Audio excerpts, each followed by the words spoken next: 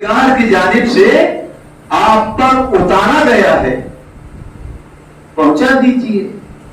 قرآن آیا کس لیے ہے؟ قرآن اترا کس لیے ہے؟ قرآن کے نزول کی غرض و غایت کیا ہے؟ تو اللہ نے فرمایا کہ اسے پہنچاؤ، اس کو عام کرو، اس کو پھیلاؤ، اس کی تشہیر ہونی چاہیے، وہ پہنچانے کے لیے ہے۔ آپ اس کو اپنی ذات تک محدود نہ رکھو۔ اللہ نے یہاں تک فرمایا کہ اگر آپ نے یہ کام انجام نہیں دیا تو گویا رسالت کا حق ہی ادا نہ کیا۔ اللہ اکبر۔ اسی لیے اللہ نے فرمایا کتاب انزلناہ الیک، یہ کتاب جو ہم نے آپ کی طرف نازل کی ہے، کیا فرمایا؟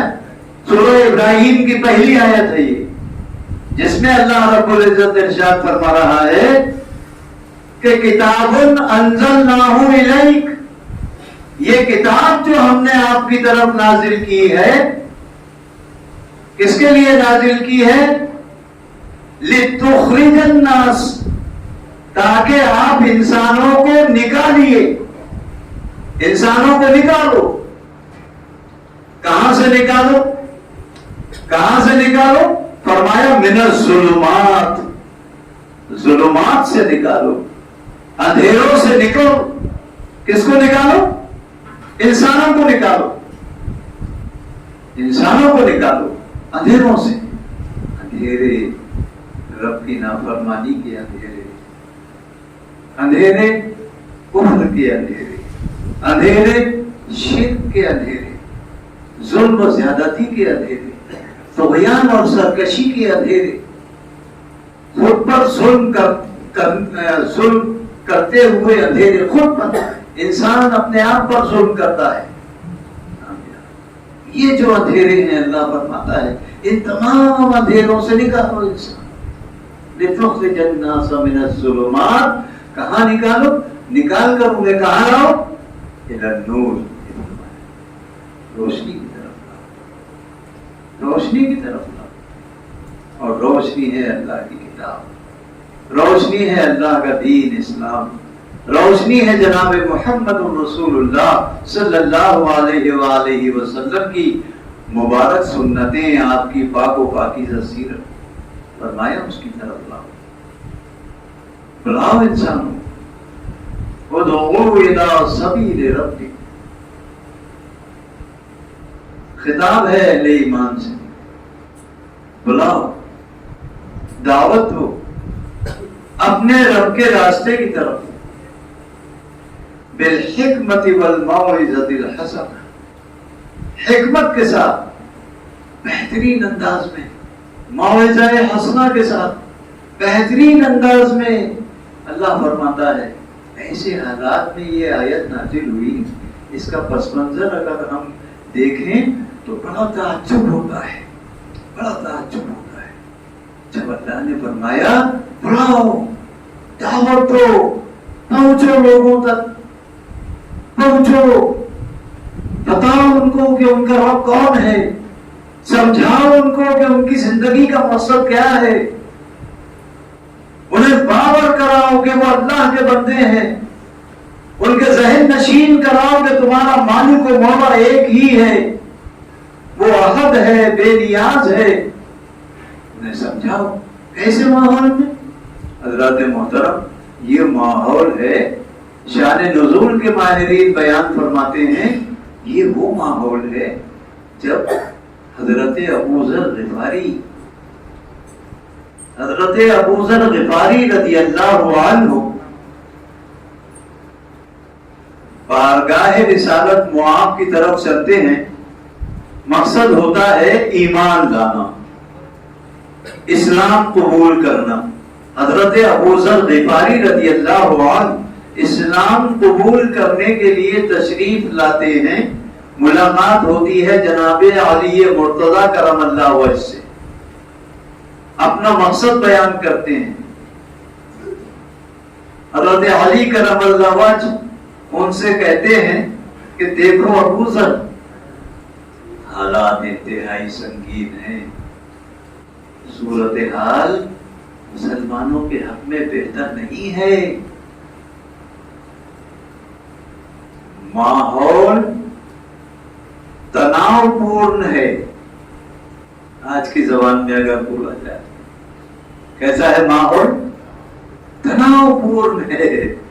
تناؤ پورن ماحول ہے. بڑی مشکل ہے بھیا. سانس لینا تک دوبھر ہے مسلمان کا. گھر سے نکلنا تک مشکل ہو رہا ہے. چاروں طرف سے لوگ نکل کر آتے ہیں. موب لنچنگ ہوتی ہے. بہت پریشانی ہے. اب تم چلے آئے ہو. خیر میں تمہیں لے کر چلتا ہوں. دیکھو میرے پیچھے چلنا, فاصلہ رکھ کر چلنا, کسی کو یہ پتہ نہ چلے کہ تم میرے ساتھ ہو. اس انداز سے چلنا. جب میں خطرہ محسوس کروں گا نا تو اپنے جوتے کا تسمہ ٹھیک کرنے کے بہانے جھک جاؤں گا, تو تم نے سمجھ لینا کہ خطرہ ہے. لہذا ہوشیار رہنا. ابو ذر غفاری نے کہا ٹھیک ہے چلو. چلے پہنچ گئے بارگاہ رسالت معاذ صلی اللہ علیہ وسلم میں پہنچ گئے. آقا نامدار جناب محمد عربی صلی اللہ علیہ وآلہ وسلم سے جناب ابو ذر رضی اللہ عنہ نے بیعت فرمائی. آپ ایمان لائے. نبی کریم صلی اللہ علیہ وسلم نے ابو ذر سے ارشاد فرمایا, ابو ذر حالات کا علم تمہیں ہو چکا ہے, لہذا محتاط رہنا. ابھی اپنے ایمان کو مخفی رکھنا. کیا ہوا پھر؟ نکلے ابو ذر. اللہ کے رسول صلی اللہ علیہ وسلم کی مجلس سے نکلے ابو ذر. سیدھے پہنچے ابو ذر خانہ کعبہ میں. حرم شریف میں پہنچے. وہاں رؤسائے قریش موجود ہیں اور ان کے حلیف لوگوں کا مجمع ہے. ان تمام سرداران قریش کی موجودگی میں سیدنا ابو ذر غفاری رضی اللہ عنہ پہنچتے ہیں اور ایک اونچے مقام پر کھڑے ہو کر بآواز بلند ارشاد فرماتے ہیں, اشہد ان لا الہ الا اللہ واشہد ان محمدا عبدہ ورسولہ. یہ کلمہ آپ کی زبان سے ادا ہونا تھا کہ رؤسائے قریش اور ان کے حلیف آپ پر دل پڑتے ہیں اور اس قدر مارتے ہیں, اس قدر مارتے ہیں کہ جناب ابو ذر نیم جاں ہو کر گر پڑتے ہیں زمین پر, لہو لہان ہو جاتے ہیں کہ حضرت عباس دوڑتے ہوئے آتے ہیں. عباس ابھی ایمان نہیں لائے ہیں. لوگوں کو ہٹاتے ہیں, چیرتے ہیں. ابو ذر کے پاس پہنچتے ہیں اور ان کو ڈھانپ لیتے ہیں اور لوگوں سے چلا کر کہتے ہیں, لوگوں خبردار, جانتے ہو یہ کون شخص ہے؟ ارے یہ ابو ذر ہے, اس کا تعلق بنو غفار سے ہے. یاد رکھو اگر اسے کچھ ہو گیا تو جس راستے سے تم ملک شام تجارت کو جاتے ہو اسی راستے پر یہ قبیلہ بنو غفار پڑتا ہے. یاد رکھو کہ وہ راستہ تمہارے لیے تجارت کے واسطے بند ہو جائے. لوگوں نے ابو ذر کو چھوڑ دیا. ابھی ابو ذر نے نماز نہیں پڑھی تھی. نماز پڑھی تھی نہیں. ابھی ابو ذر نے کوئی نماز نہیں پڑھی. لیکن سب سے پہلا کام جو کلمہ پڑھنے کے بعد ابو ذر نے اپنے اوپر لازم کیا وہ کیا تھا؟ وہ تھا اسلام کی دعوت, اپنے ایمان کا اظہار. ایمان اصل میں چھپانے کا نام نہیں ہے. ایمان چھپانے کی چیز نہیں ہے. ایمان تو ظاہر کرنے کی چیز ہے. ایمان ظاہر کرنے کی چیز ہے.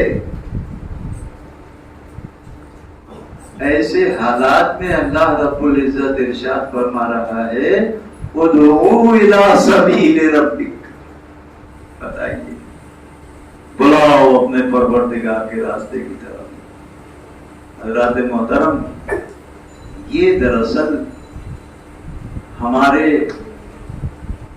وجود کے ہونے کا پتہ دینے والا امر ہے۔ بات جملہ کہیں کوئی گنجلک تو نہیں ہو گیا؟ یہ جو کچھ ہے نا، یہ اصل میں اگر یہ ہوتا ہے تو اس کا مطلب یہ ہے کہ میں موجود ہوں۔ یہ ہوتا ہے تو امت مسلمہ کے پائے جانے کا ثبوت ہے، ورنہ کس کو معلوم کون مسلمان ہے؟ مسجد میں کون دیکھتا ہے آپ کو آتے؟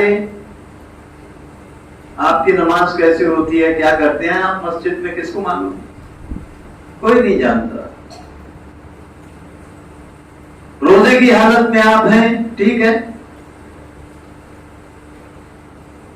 دیگر وہ سسٹم ہے، سب کچھ ہے، لیکن مسلمان کے وجود کا پتہ جس کام سے ملتا ہے وہ کام ہے دعوت اللہ۔ قرآن مجید کو کانٹیکٹ کرو آپ۔ ایک اور بڑی مشہور آیت ہے جس میں اللہ نے فرمایا وَمَنْ أَحْسَنُ قَوْلًا مِّمَّنْ دَعَا إِلَى اللَّهِ وَمَنْ أَحْسَنُ قَوْلًا، اور اس شخص کی بات سے اچھی کس کی بات ہو سکتی ہے؟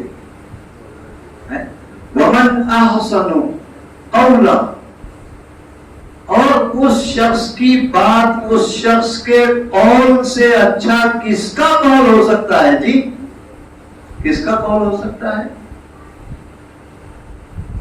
ممن دعا الی اللہ، جو اللہ کی طرف بلائے۔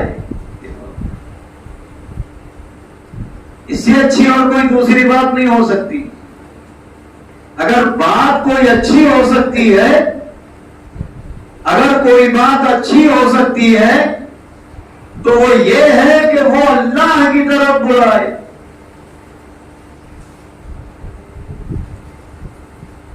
ممن دعا الی اللہ وعمل صالحا، اور وہ کس حیثیت سے پیش ہو لوگوں کے سامنے؟ لوگوں کے سامنے کس حیثیت سے پیش ہو؟ صالحا وعمل صالحا وقال اننی من المسلمین، اور اس بات کا اعلان کرے کہ میں مسلمانوں میں سے ہوں، میرا تعلق اہل ایمان سے ہے، میں فرمانبردار ہوں اپنے رب کا، میں اسلام پر عمل پیرا ہوں، میں جناب محمد رسول اللہ صلی اللہ علیہ وآلہ وسلم پر ایمان رکھتا ہوں، میرا تعلق اللہ رب العالمین سے ہے۔ وقال اننی من المسلمین، ایمان اظہار کرنے کا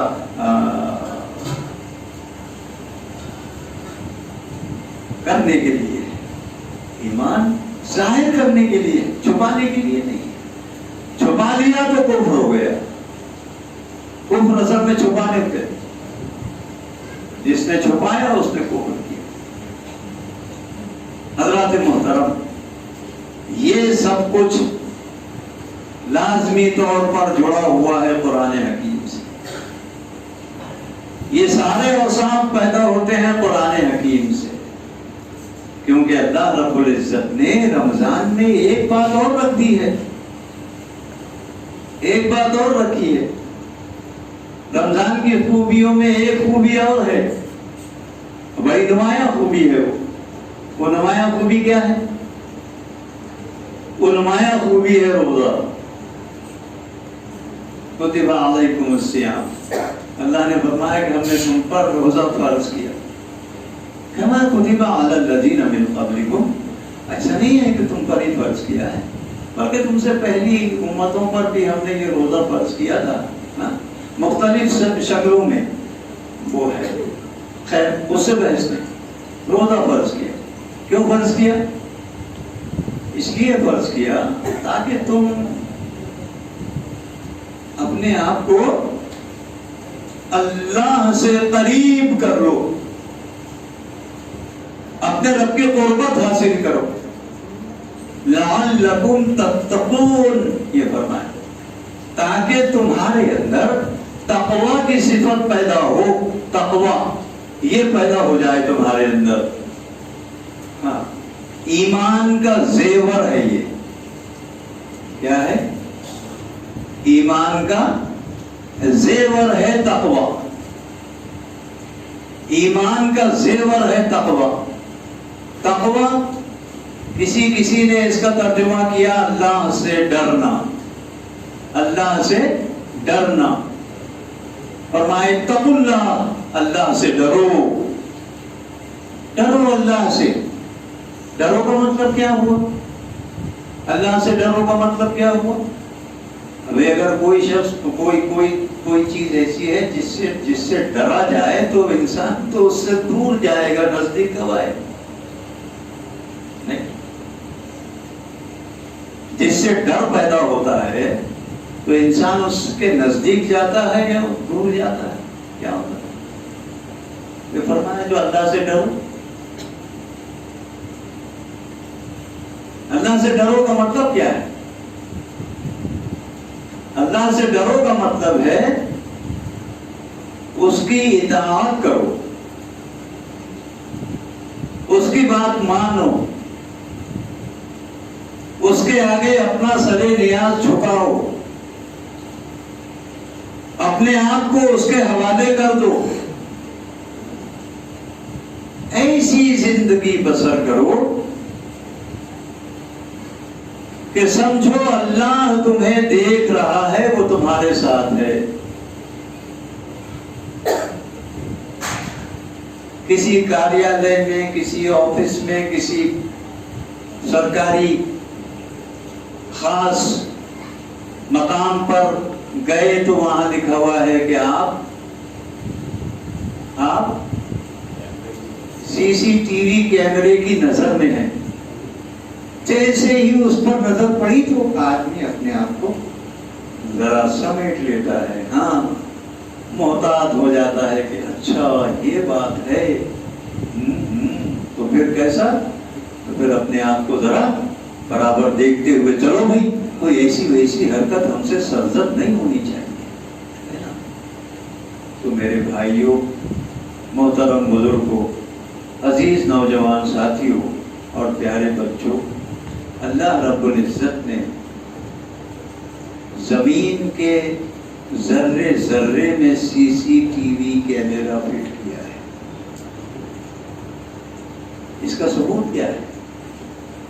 ثبوت کیا ہے اس کا ثبوت ہے سورہ زلزال میں.